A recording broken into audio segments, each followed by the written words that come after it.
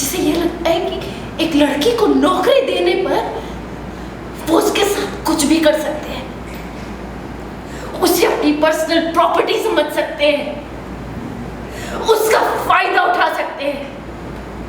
Finally मिल गई बॉबी को सजा। मन्नत का ऐश्वर्या और विक्रांत दोनों ने दिया जमकर साथ। सीरियल मन्नत का आने वाला एपिसोड बहुत ही ज्यादा इंटरेस्टिंग हो चला है। वेल, आप देखेंगे कि कैसे कोर्ट रूम में हो रहा है जमकर ड्रामा, जहां लॉयर के और विक्रांत के समझाने के बाद जज साहब थोड़ी सी वक्त की मोहलत देने के लिए तैयार हो जाते हैं, लेकिन इसी दौरान मन्नत की एंट्री हो जाती है और मन्नत एक धांसू स्पीच के साथ आ जाती है कटघरे में, जहां पर वो आकर जज साहब को बताती है और सभी को याद दिलाती है कि महिलाओं के साथ बर्बरता करने वालों के साथ कभी अच्छा नहीं होता। लड़कियां इतनी ज्यादा कमजोर नहीं है कि कोई भी कभी भी कैसे भी उनका इस्तेमाल करे या उनके साथ बुरा काम कर दे और बचकर निकल जाए। वेल, इतना ही नहीं, मन्नत तो कटघरे में खड़े होकर ऐश्वर्या का भी नाम ले लेती है, जिससे सारी मीडिया और पूरा कोर्ट हैरान हो जाता है कि आखिर ऐसा कौन सा सबूत है ऐश्वर्या के पास जो बॉबी को गुनहगार साबित कर सकता है। ऐश्वर्या भी कटघरे में आती है जज साहब के बुलाने पर, और वो जाती है और जज साहब को एक हार्ड ड्राइव देती है और रिक्वेस्ट करती है कि वो इसे अकेले में जाकर देखें। जज साहब दोनों लॉयर्स को लेकर अपने चेंबर में जाते हैं और उस हार्ड ड्राइव के वीडियो को देखते हैं जहां बॉबी ने शालिनी के साथ कुकर्म किया था। जज साहब जैसे ही वापस आते हैं वो बॉबी को गुनहगार बताते हैं। बॉबी इस बात को झेल नहीं पाता, वो कोर्टरूम में चीखने लगता है, लेकिन अंत में जज साहब उसे शांत कराकर उसे दोषी करार देकर लाइफ टाइम इम्प्रिजनमेंट की सजा सुनाकर वहां से चले जाते हैं। और दूसरी तरफ उसे हराने की ना सारी की सारी देने पड़ेगी। ये जो अक्यूज है, जैसे बॉबी से मुझे इनके पास पैसा, पावर और बुलंद आवाज है। मनोज एक्चुअली शालिनी का एम्प्लॉय, और जैसे ही मुझे सच्चाई के बारे में पता चला तो मुझे इस बात का एहसास हुआ कि उसको इंसाफ दिलाना सिर्फ हमारे जस्टिस सिस्टम का काम नहीं है, बल्कि मेरा भी काम है। It's my duty, and that is why मैं आपसे रिक्वेस्ट कर रहा हूँ कि हमें बस थोड़ी देर की मोहलत अगर मिल जाएगी ना, तो इस केस से जुड़े सारे जो सबूत हैं ना हम अच्छे से पेश कर सकें। बिकॉज मैंने खुद इसे अपना गुनाह कबूल करते हुए सुना है। आपके वकील साहब ने कहा था कि आज आप कुछ सबूत पेश करने वाले, क्या हुआ? मैं कुछ कहना चाहती हूँ। जो कुछ कहना है कटघरे में आकर नहीं। जी बताइए क्या कहना था। शालिनी और इस दुनिया की हर लड़की का एक ही डर है,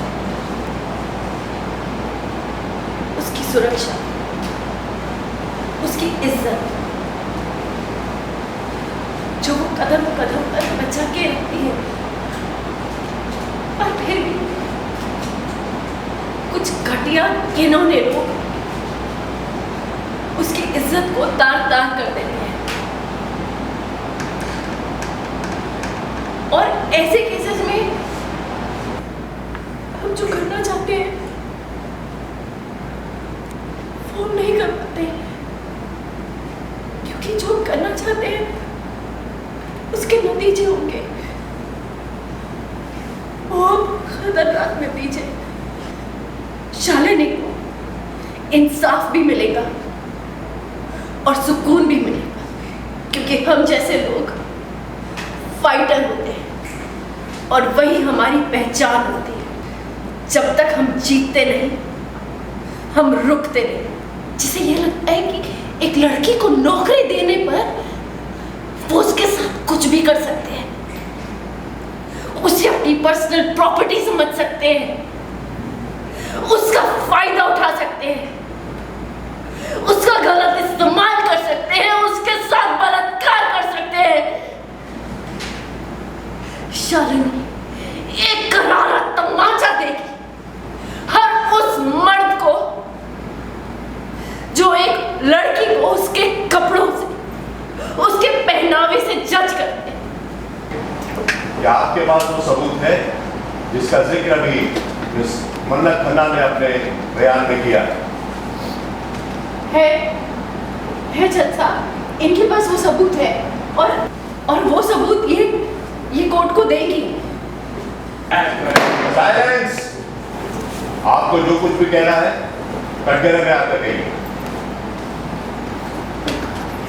गीता पर हाथ रखकर कसम खाएंगे, जो भी कहेंगे सच कहेंगे।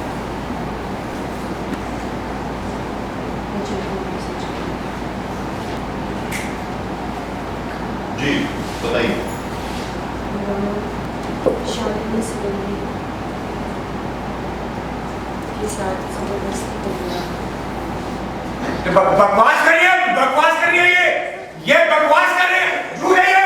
साइलेंस। नहीं, झूठ है ये जज साहब। ऐश्वर्या राय सिंह मैम के पास सबूत है और उन्होंने बोला एक औरत होने के नाते वही सबूत सबके सामने पेश करना चाहती है। उन्होंने खुद बोला।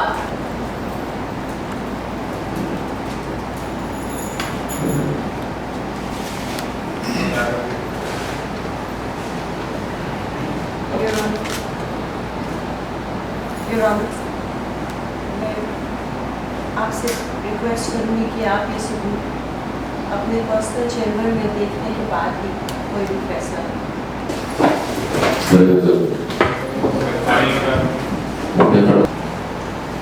कोर्ट में पेश किया गया ये सबूत इस केस का सबसे बड़ा सबूत।